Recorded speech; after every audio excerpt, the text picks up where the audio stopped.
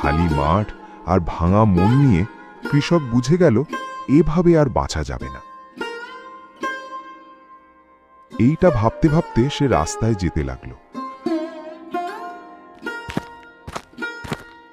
আর গ্রামের এক ধূর্ত চালাক লোকের সঙ্গে দেখা হলো। আর কৃষক তাকে বলল, আচ্ছা দাদা, ধনী হওয়ার কোনো উপায় জানেন? আমি আর গরিব জীবন থাকতে চাই না। এই দুঃখের জীবন বয়ে বেড়াতে আমি আর পাচ্ছি না।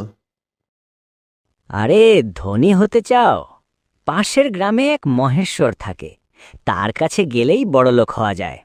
ঠাট্টার কথা হলেও কৃষক সেটা বিশ্বাস করে ফেলল।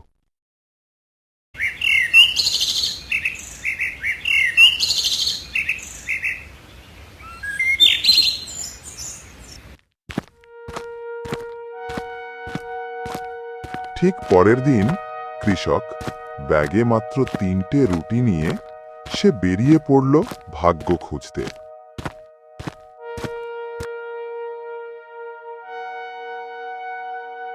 বেশ অনেকটা পথ যাওয়ার পরে সে একটা বনে প্রবেশ করল।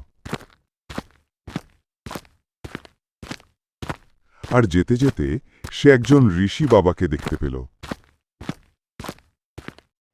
বাবা, মহেশ্বর কোথায় থাকেন? পথ জানতে চাইলে প্রণামী দিতে হয় বাবা। এক মুহূর্ত ভেবে